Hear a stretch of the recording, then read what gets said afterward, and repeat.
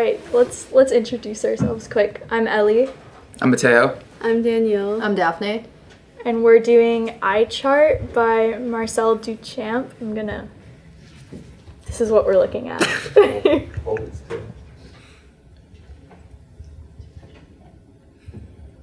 Yep. All right, so just looking at this, does anyone have initial thoughts? Maybe, like, for example, I can't read all of it. Are there parts of it you can read? I think the thing that stands out to me is that some of these symbols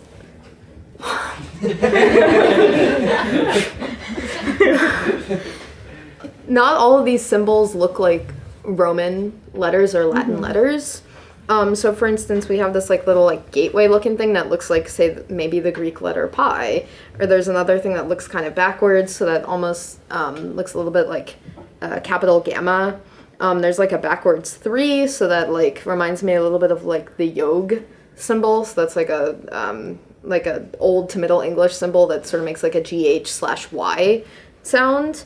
And we also, we also have things that are just we have this weird looking B that almost gives a little bit of a Greek beta that looks a little bit off.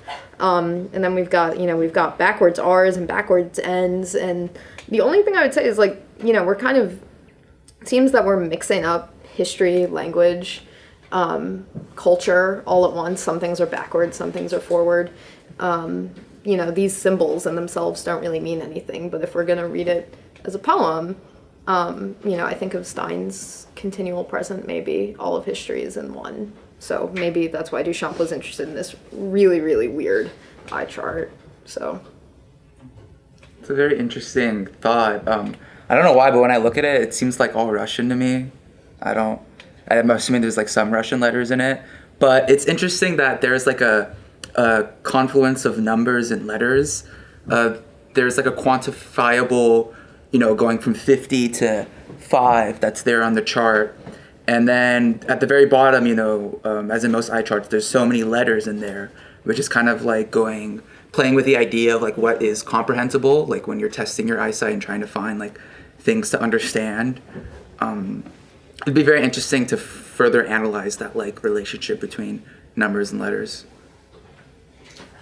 Yeah, I'm just thinking about how this qualifies as a poem, and what connection looking at an eye chart has to reading and understanding a poem.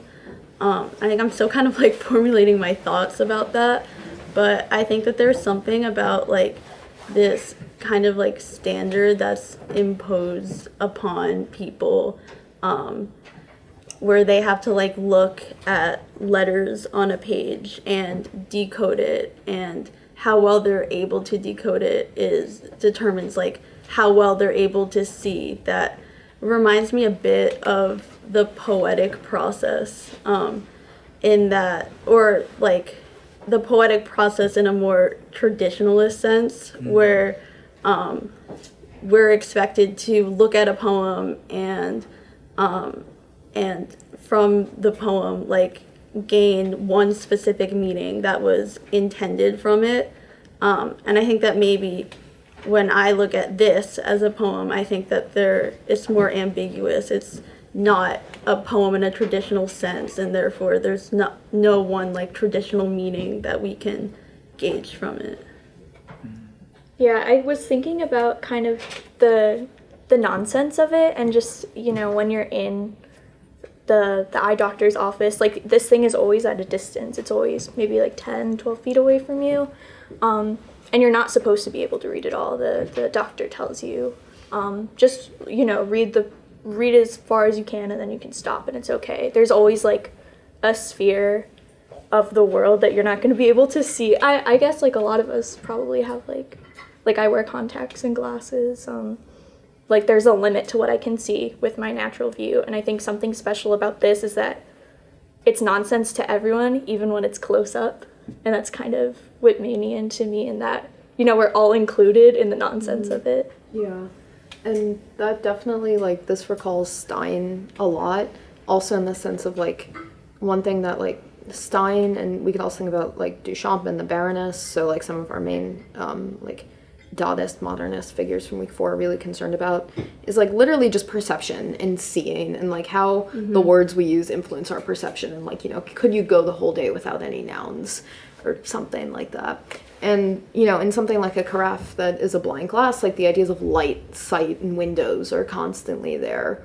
And in this case, you know, I really like that point that like you're not able to read all of it, because in this case we're all implicated in nonsense also, but like this chart is like really bringing out, number one, these symbols look like they're spread out across language and culture, but also like the difference is spreading and it is not entirely intelligible.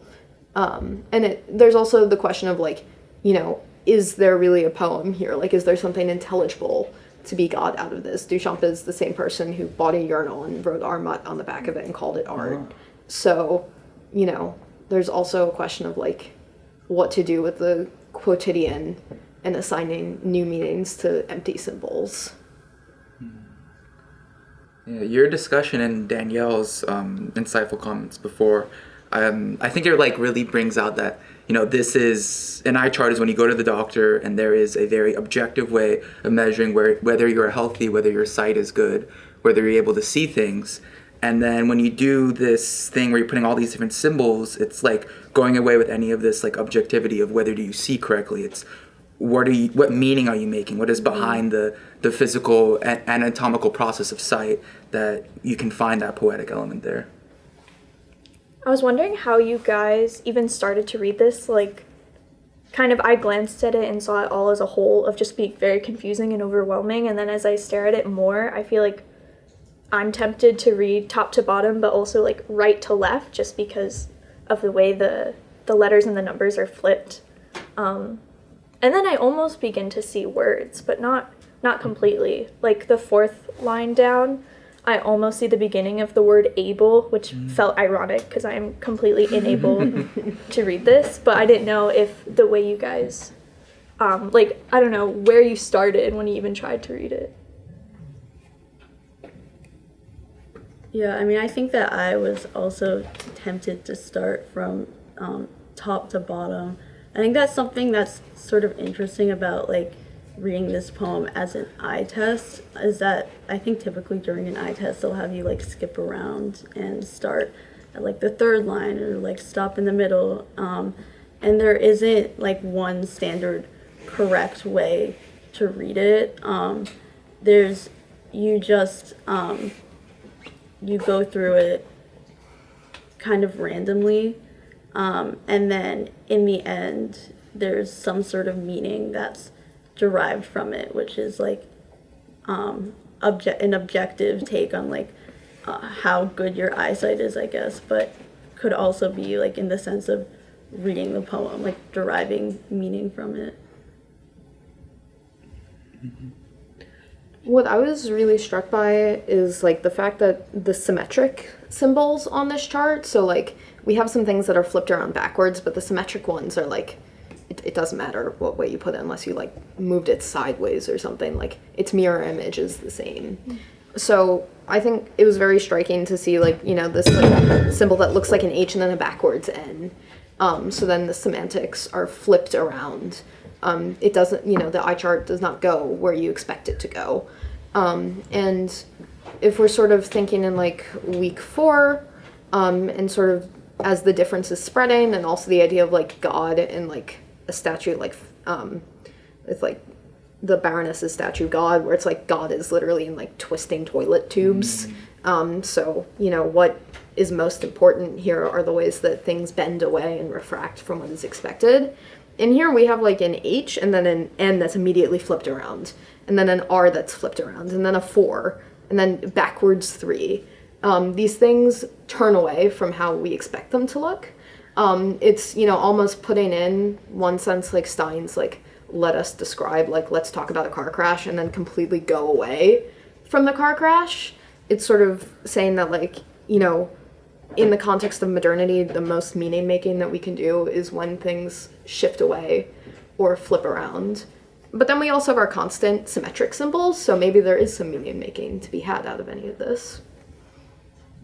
Yeah, I was thinking about that too, just, you know, the idea of like what meaning we're trying to make out of this, and whether it's even meant to, like, you know, I tried to read it, and that was, I don't even know if Duchamp wanted us to read it as much as consider like the wholeness of it.